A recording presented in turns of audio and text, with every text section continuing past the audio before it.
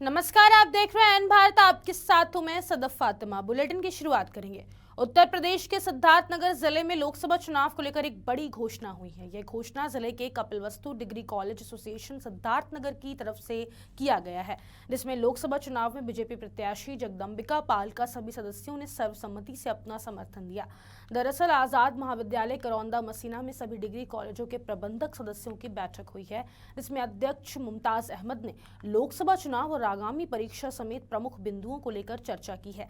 इसके साथ इस बैठक में सभी सदस्यों ने जिले के कई डिग्री कॉलेज के प्रबंधक और बीजेपी प्रत्याशी जगदंबिका पाल को समर्थन दिया। वहीं मीडिया से बात करते हुए मुमताज अहमद ने कहा कि जगदंबिका पाल इस संगठन के संरक्षक है, इसलिए जनपद के सभी डिग्री कॉलेजों के प्रबंधकों ने सर्वसम्मति से समर्थन किया और सभी अपने अपने तरीकों से इस चुनाव में उनकी मदद करेंगे। हमारा तो एक तो जो जनपद के सभी महाविद्यालय हैं, हमारा जो प्रबंधक डिग्री कॉलेज एसोसिएशन है, सभी प्रबंधक मैनेजरों का संगठन है। पहला मुद्दा तो यह है कि हमारे जनपद में वर्तमान समय में हमारे जो चुनाव चल रहा है, तो हमारे बीच के ही प्रबंधक और हमारे प्रबंधकों के दुख सुख के साथी और हमारे संगठन के संरक्षक जगदंबिका पाल साहब चुनाव लड़ रहे हैं। तो सभी प्रबंधकों का जनपद के जितने महाविद्यालय हैं, सबकी ये सर्वसम्मत से सबकी इच्छा है और सब चाहते हैं, सबकी ये आज का ये मुख्य प्रस्ताव है कि हम उनका तन मन धन से अपने अपने स्रोतों से अपने अपने तरीके से सब लोग इस चुनाव में उनका साथ दें। लोकसभा चुनाव का खुमार जोरों पर है। सभी नेता अपनी अपनी पार्टियों के प्रचार में जुटे हुए हैं। इसी कड़ी में सूबे के मुखिया योगी आदित्यनाथ सोमवार को आगरा पहुंचेंगे। यहां वे फतेहपुर सीकरी लोकसभा सीट से बीजेपी प्रत्याशी राजकुमार चाहर के समर्थन में जनसभा को संबोधित करेंगे। बता दें कि सीएम की सभा के लिए रामवीर क्रीड़ा स्थल का मैदान तैयार किया गया है। मिनी स्टेडियम में हेलीपैड और आने वाले वाहनों के लिए पार्किंग की तैयारी की गई है। जनसभा दोपहर 1:30 बजे से शुरू होगी। इससे पहले रविवार को सुरक्षा की दृष्टि से सभा स्थल और हेलीपैड का जिलाधिकारी भानुचंद्र गोस्वामी और अपर पुलिस आयुक्त केशव चौधरी ने निरीक्षण किया है। डीएम ने ईओ किरावली को मैदान में धूल रोकने के लिए, पानी छिड़काव कराने और आमजन की सुरक्षा के लिए सभा स्थल पर मैदान में लगे हाई मास्क लाइट की दोपहर में बिजली बंद कराने के निर्देश दिए हैं। नगर पंचायत किरावली के अलावा अचनेरा और फतेहपुर सीकरी नगर पालिका की टीम तैयारियों में जुटी हुई है।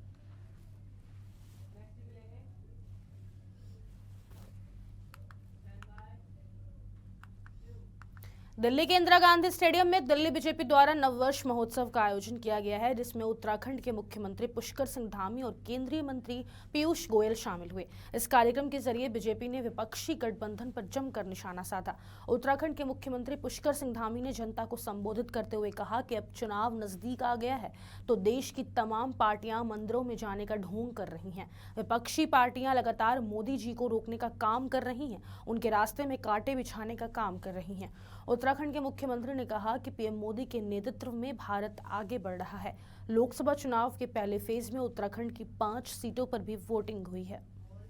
संवर्धन होना चाहिए, हमारी विरासत है वो आगे बढ़नी चाहिए और हिंदू नववर्ष, हिंदू संवत्सर हमारे लिए हर प्रकार से कहीं चैत्र शुभता के रूप में, कहीं नव संवत्सर के रूप में, कहीं पर जो है गुड़ी पड़वा के रूप में मनाया जाता है। तो ये बहुत आज शानदार यहाँ पर आयोजन हुआ है। ये निश्चित रूप से हमारी भावी पीढ़ी को भी इस ओर विरासत आगे बढ़ेगी, उनके भी स्मरण में रहेगा और जो हमारी संस्कृति है वो लगातार उसका संवर्धन हो।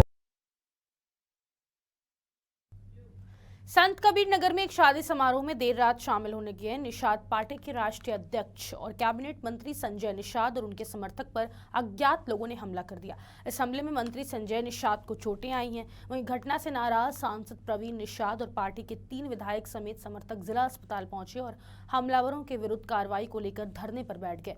सूचना पर पहुंचे एसपी सत्यजीत गुप्ता ने तहरीर लेकर मामले में कार्रवाई का आश्वासन दिया।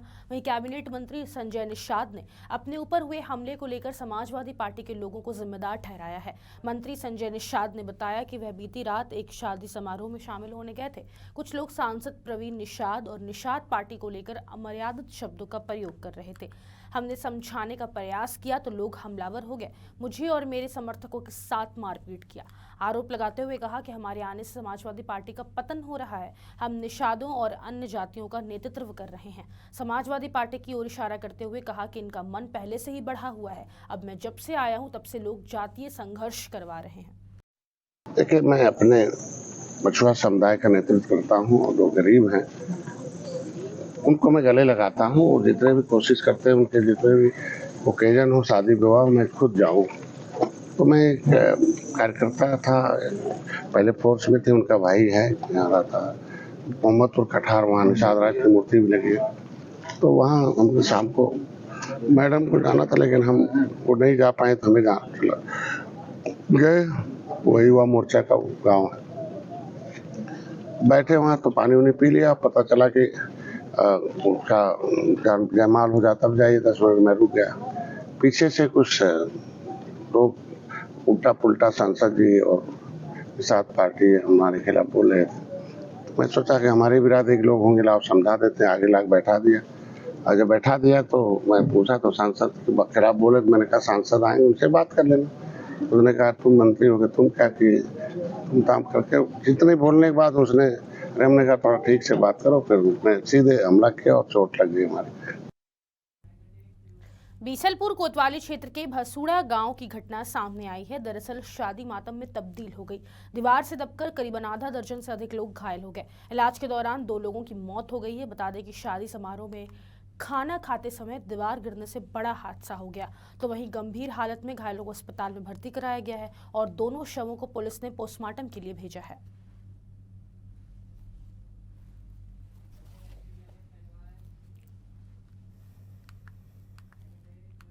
बलिया में अज्ञात कारणों से आग लग गई। आग को लगते देख ग्रामीणों ने आग बुझाने की कोशिश भी की। साथ ही आग को बढ़ता देख कांस्टेबल ने भी आग को बुझाने का प्रयास किया, लेकिन कांस्टेबल की आग बुझाने की वीडियो भी वायरल हो रहा है। वीडियो के वायरल होने पर लोगों ने खूब वाहवाही की है। बता दें कि यह वीडियो गढ़वार थाना क्षेत्र के जिगनी गांव का बताया जा रहा है।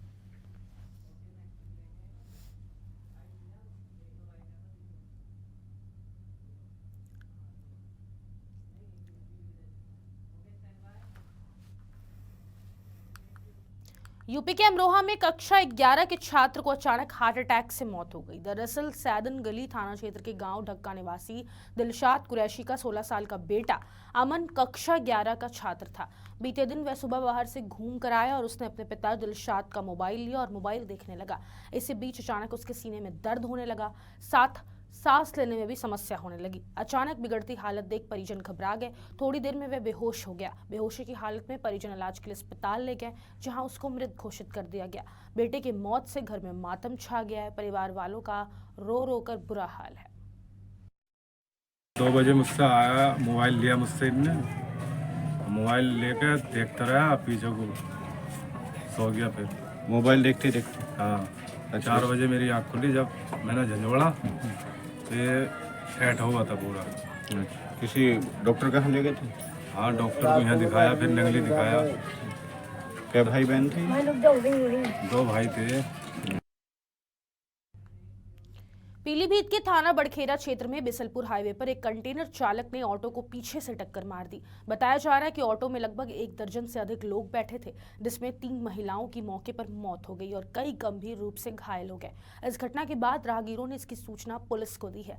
सूचना मिलते ही मौके पर पहुंची पुलिस ने घायलों को डायल 112 थाने की गाड़ी और एम्बुलेंस से बड़खेरा CHC भिजवाया, जहां डॉक्टरों ने प्राथमिक उपचार के बाद घायलों को जिला अस्पताल रेफर कर दिया।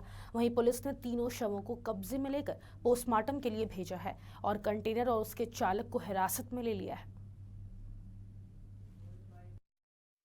ये जो पीलीभीत हाईवे है थाना बड़खेड़ा क्षेत्र में बीसलपुर से एक टेम्पो बड़खेड़ा की तरफ आ रहा था।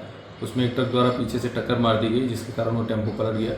टेम्पो के पलटने से उसमें सवार 3 लोगों की मृत्यु हो गई और 14 घायलों को वहां थाना बड़खेड़ा पुलिस ने तत्काल पहुंचकर CHC बड़खेड़ा भिजवाया था, जिसमें से 7 लोगों को जिला अस्पताल रेफर किया गया।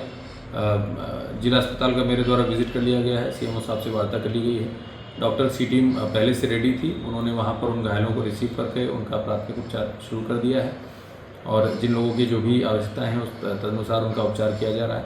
थाना बरखेड़ा पुलिस द्वारा जो ट्रक है और ट्रक का ड्राइवर है, दोनों को हिरासत में ले लिया गया है। ट्रक और ट्रक का ड्राइवर थाने पर है, अग्रिम विधिक कार्रवाई की जा रही है। मौके पर शांति है। ये एक्सीडेंट में अभी 15 लोग आए थे, जिनमें से 3 डेड थे, मतलब मृतक थे, और 10 सीरियस थे जिनको रेफर कर दिया गया है और 2 में। खबरों का सिलसिला यूं ही जारी रहेगा। आप बने रहें एन भारत के साथ। नमस्कार।